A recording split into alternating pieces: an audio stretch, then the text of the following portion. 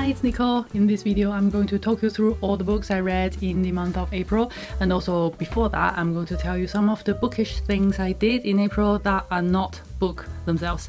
And at the end of the video, I'm going to do some planning for May. I am going to join the Asian Readathon. I wasn't going to, but I changed my mind, so let me show you some of my title options at the end of the video. I went to London to see friends in April, so as soon as we arrived at King's Cross, we marched to Russell Square and squeezed into two secondhand bookshops.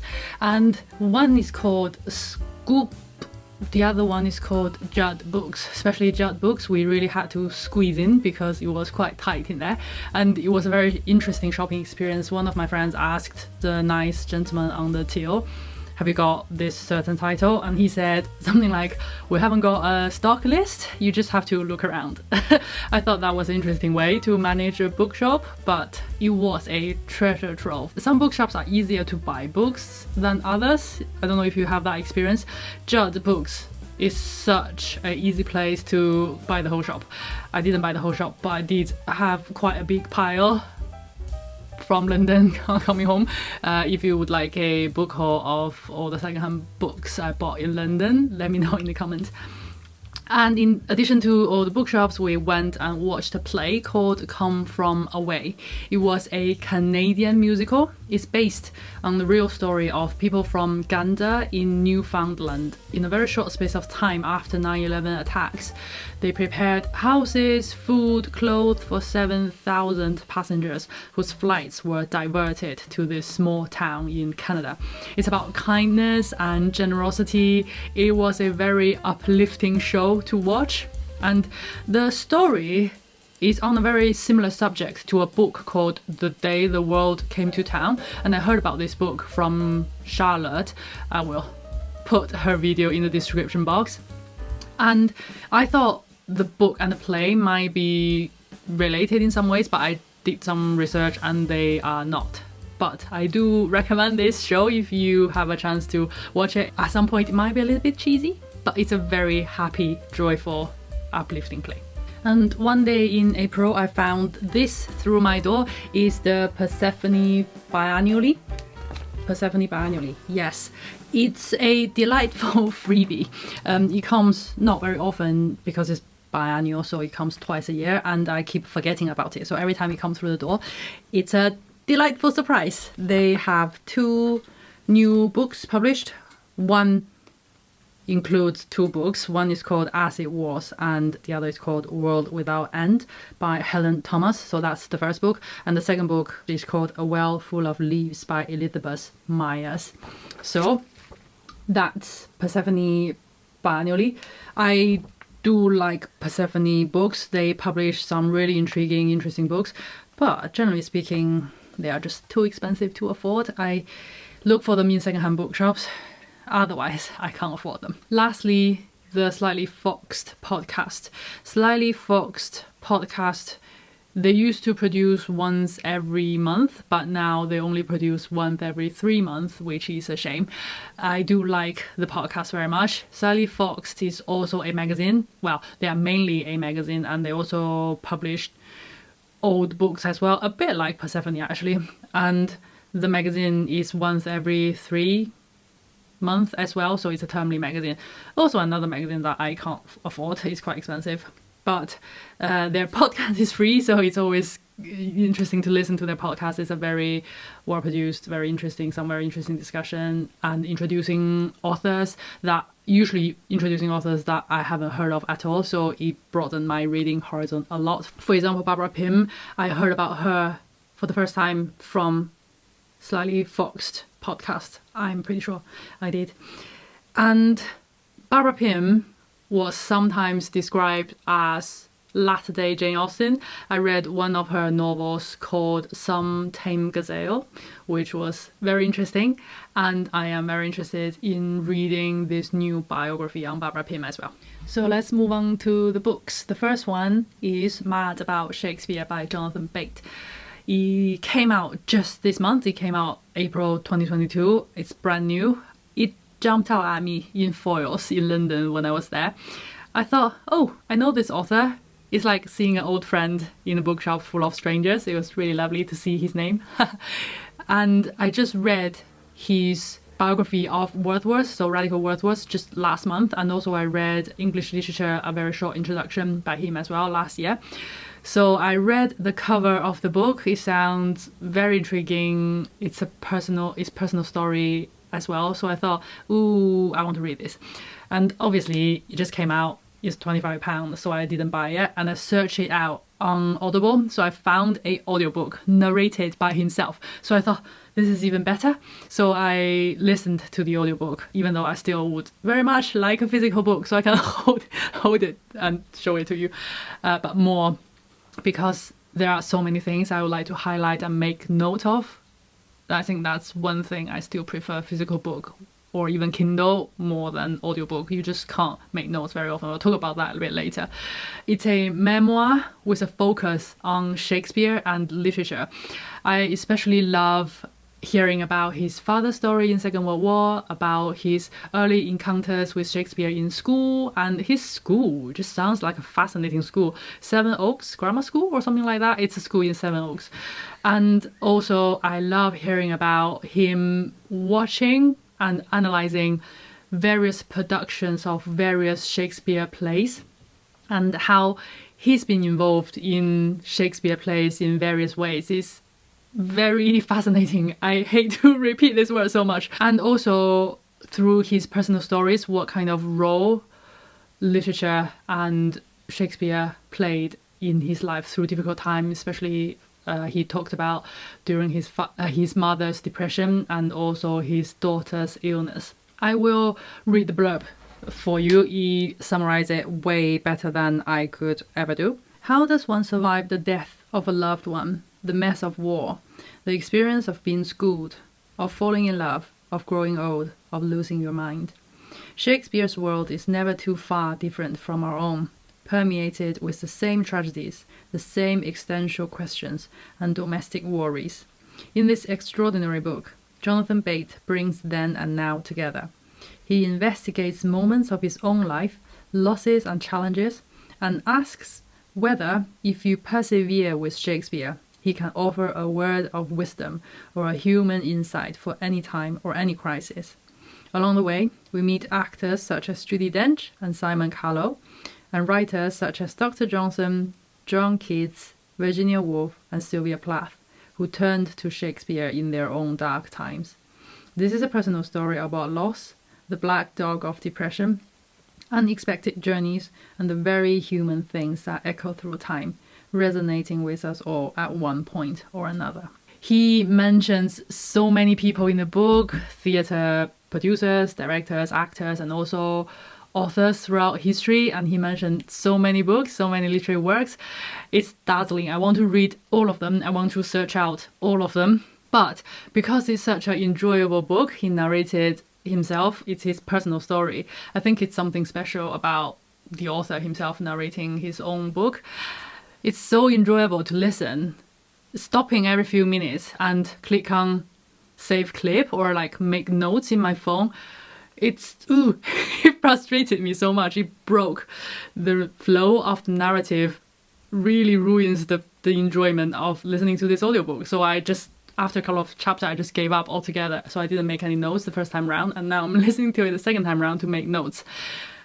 As he said in that blurb, it really encouraged me to persevere with Shakespeare. Especially, I was not a fan at the beginning, and I couldn't see how or why Shakespeare was so great. But he very thoughtfully said in the book, who could love Shakespeare right from the beginning? Maybe you did. I was in the same category as him. I didn't like Shakespeare immediately on the first read. But I do want to persevere with Shakespeare because of this memoir, and I want to, and I'm really excited about reading Shakespeare, about watching his play. I've never watched a Shakespeare play before, and at the end of this video, I'm going to tell you one thing I'm going to do to correct that. I'm very excited. You probably can tell. And the title of this book, Mad About Shakespeare, obviously, first of all, it talks about how the author's love for Shakespeare, but also very cleverly, it talks about different kind of madness that are represented in Shakespeare's plays that link to our next book very nicely. So I read Romeo and Juliet this month as well. So when we talk about madness in Shakespeare plays, the first people we think about are probably Lady Macbeth, King Lear and Hamlet. But there is also madness in Romeo and Juliet. I wonder if you noticed. Because Romeo and Juliet is such a familiar story, everybody know about it, I'm not going to say much. One thing I want to mention is this madness element, which is quite interesting because I just read that memoir, so I picked it out. The second thing I didn't realize at all before I read the play myself is that Romeo was in love with a different girl all the way till he set his eye on Juliet. I didn't know that at all. He was in love with a girl called Rosaline, so much that all his friends makes fun of him, and he comes up in the play. I never knew this. I thought he was always in love with Juliet from the beginning to the end. But that's just another thing I didn't know. And the third thing I found quite interesting is at the beginning, in Act 1, beginning of the play, there was a curious emphasis on young age, sex and childbearing. So we learned in Act 1 that Juliet was only 14, and the nurse specifically said, "Now by my maidenhead, at 12-year-old, I bade her come." So the note in my version says the nurse perhaps lost her virginity soon after this.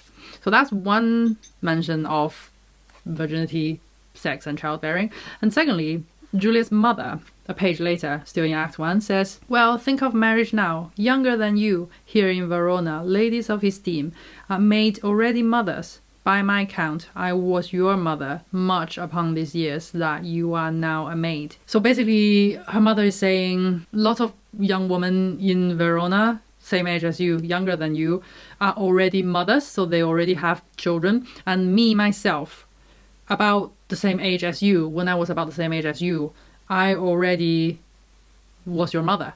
So it was another emphasis on when Lady Capulet was 14, she already had sex with her husband and gave birth to a child at very young age of 14. I find that quite interesting. I have no theory or conclusion about any of this, the madness or Rosaline, this girl called Rosaline, or this young age and childbearing, just something I noticed I thought I'll share with you. So that's Romeo and Juliet. The Austen Girls by Lucy Worsley. I picked it up purely because of the author. I read a fabulous biography of Jane Austen by the same author, so I had no idea what to expect of her novels, so I thought I would give it a try.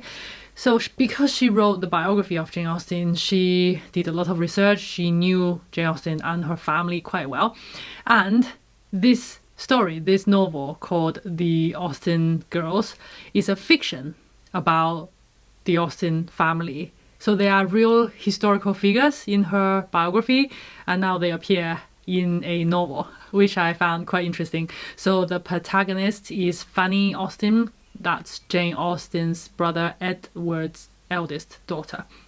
So the story is about Fanny Austen and various things happened to a young girl. And in addition to historic figures appear in this novel, real historic event happens in this novel as well. So when I read the biography, there was one story about how Jane Austen's aunt was accused of stealing in a shop somewhere in Bath, I think. And that incident happens in the novel as well. So she made good use of historic material. It's written for young readers, so it's not written for adult. I don't know exactly what age group it was written for, but just so that you are aware. The Watsons by Jane Austen is one of Jane Austen's unfinished novels. It's about a young woman called Emma Watson, who was adopted by a wealthy aunt and uncle at a very young age, and now her uncle died and her aunt got married to a second husband, and now she had to return home to live with her birth family, who are quite poor, with 3 unmarried sisters and 1 sick father and no money at all.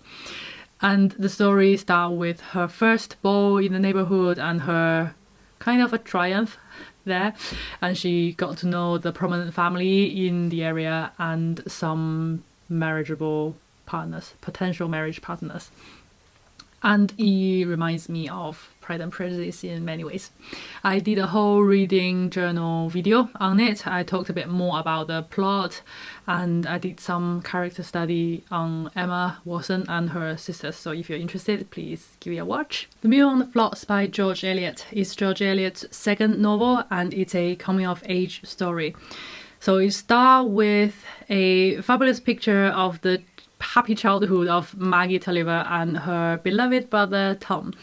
And very soon some misfortune struck the family and they fell into a really bad place. It's about sibling relationship, it's about parents and children relationship, about romantic relationship, but ultimately it's about Maggie, how she grow and survive as a person through all the difficult situations, through the good and the bad circumstances in life. I did a reading journal video all about it as well. I talked a bit more about the plot line again, and we looked at one of the opening scenes in this story, which is one of my favorite opening scenes, and we read that through and did some running commentary on that. If you're interested, give that a watch as well. And lastly, Finding My Father by Blair Lynn. Blair Lynn, who, according to Wikipedia, is an American model, actress and Christian spoken word artist. And she's married to Shailene, who wrote one chapter in this book as well. Shailene is an American East Coast Christian rapper. It's a memoir, again, with a focus on the family and especially the fatherlessness of her life. So it's her personal story about how she grew up in the house without a father, and all the difficulties and challenges that come as a result. I'll read the blurb. My dad's absence was the cloud that was always hovering in my sky, sometimes just on the horizon, sometimes blocking the sun, and at other times encompassing me like a fog. Whether your dad was there or not, and what he was like when he was there, matters.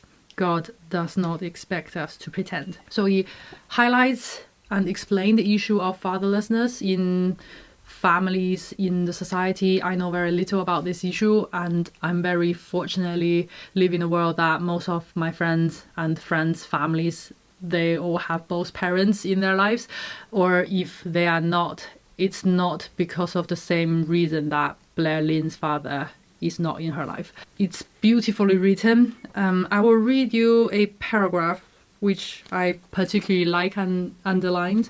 This was after her baby brother died. So she has a older sister, and there's her, and there's this little brother, and all three of them have three different fathers and the same mother. So after her little baby brother died, she said she started thinking about God. It wasn't just thoughts about my baby brother I remember going round and round in my head, spiraling up and dragging me down. I thought about the profession of faith I had made 4 years earlier when I had walked down the aisle, spoken in tongues, and got baptized in my Sunday dress with lavender and light pink flowers. I thought about the way I was cursing people out at school. I thought about how I had just got elected 8th grade class clown for bagging on my classmates, who thought I was funny because I tortured the rats in science class by feeding them hot Cheetos. I thought about how, while I was popular for cracking jokes, only 3 of my friends from school had come to the funeral. I thought, what is this all for? Everything seemed meaningless, yet dreadfully bulky. The inside of me felt heavy, like my soul outweighed my body. So that's all the books I read in April. Let's now do some planning for May. I had my May all planned out. I had Charles Lamb's essays. I had a book by Samuel Johnson. I had Maud Flanders by Daniel Defoe, and all sorts.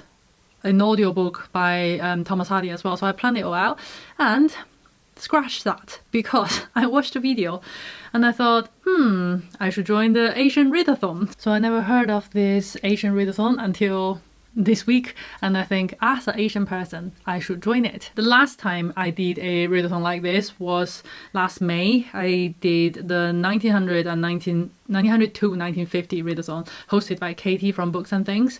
I didn't have this channel then, so I just did it myself, and doing the research and deciding which books to read was the funnest thing ever. There were so many choices, so many good books exist and I never heard of. Some authors I found out because of it. It was just the best thing ever and I completely loved it. So ever since, I started to do themed readings just on my own for my personal reading plans. So last year in August I did translated literature, and in November I did a month of fantasy reading because I don't like November, so I want fantasy books to cheer me up. And then in December I did a whole month of reading Christmas stories around the world, and in January this month I did a whole month reading books on reading and writing. And later on this year I also want to do a themed reading on Ulysses because this is the 100 years anniversary of the publication of Ulysses. And I'm going to do it in June. I plan to do it in June because the whole story in Ulysses happens on 16th of June. So that's the plan. We'll see how it goes. So for Asian Readathon, there are 5 challenges. I'll just briefly read it out. You can watch Cindy's video. Cindy is the host of this readathon. I will link her video in the description box. So the 5 challenges are: read a book written by an Asian author. Secondly, read a book featuring an Asian character who is a woman and/or older. 3, read a book by an Asian author that has a universe you would want to experience or a universe that is totally different from yours. 4, read a book by an Asian author that has a cover worthy of googly eyes, meaning a beautiful cover. 5, read a book by an Asian author that has a high rating or was highly recommended. And it comes with a twist. It says you can combine challenges and read in any order. However, each book you read should feature a character or author of a different Asian ethnicity. I thought that twist very intentional and well thought through, because if you're following the challenge to the letter, different ethnic groups don't necessarily equal different nationalities. For example, a Chinese person, a ethnically Chinese person, can come from China or Singapore or Malaysia, Indonesia, or many other countries in the world. And a Singaporean, nationality-wise, a Singaporean could be ethnically Chinese, Malay, Indian, or many others. So I thought that's very clever. Just a note, if you didn't notice that. I studied cross-cultural communication, that's probably why I picked that up. I'm very excited about it. So here's my potential book titles. My Name is Red, that one is Turkish. The author is from Istanbul. Istanbul is half European, half Asian. We will take that. And Pachinko, this is South Korean. And How Do You Live, this is Japanese. I think this one definitely fit the challenge that it has the most beautiful cover. Especially look at that. You see the shininess of the moon and the stars. I think, oh sorry, that was loud. I think I'll definitely read this one because of the beautiful cover. And also, Dear Friends from My Life, I Write to You in Your Life. I think that's the name of the title, by Yiyun Li. I don't know anything about her at all until I did some research for this Asian Readathon. And I suddenly realized I do know her. I watched one of her writing class on Skillshare. So I'm going to read her book. This one is a memoir. I quite like reading memoir and biography now. And the last one is On Earth We Are Briefly Gorgeous by Austen Girls, and this one is Vietnamese. This definitely fit the challenge that it's highly recommended. Everybody recommends it, and it's very highly rated as well. So I'll definitely read How Do You Live because of the pretty cover. Dear Friends, because it's by a Asian author that's a woman and older than me at least. And Austen Girls, because it's highly recommended. And I might read one more to fit the other 2 challenges in. I haven't decided. We will see. So that's my next month. Obviously I will read one Shakespeare as well, because I am going to watch a Shakespeare play in the Globe Theatre at the end of May, God willing. I'm really looking forward to that. And before I go, I'd like to read the play so I know what it's about and I can make the most of it. And the play is going to be Much Ado About Nothing, so I will read that as well. Lastly, I want to say thank you for all of you who've subscribed recently and left comments on my videos recently. Probably mostly because of my newbie tag. It's really nice to get to know you and have some interaction with you. To be honest, I didn't have any until this point, so it was really lovely to feel like I'm properly welcomed into the BookTube community where everybody said it's a super friendly place, and I now believe it is a super friendly place, and because of you. And it's really lovely to get to know your videos as well. It's really nice to watch your videos and see what you've up to and all the books you're reading. Some of you are joining the Asian Readathon as well, and particularly I think it's Gemma who persuaded me. She didn't do any persuading, just the fact that she's reading so many books and she's doing 3 readathons in one go. That video really tickled me and I thought I should really join the readathon as well. So thank you, Gemma. That's probably plenty for this video. Thank you for watching. I'll see you in my next one.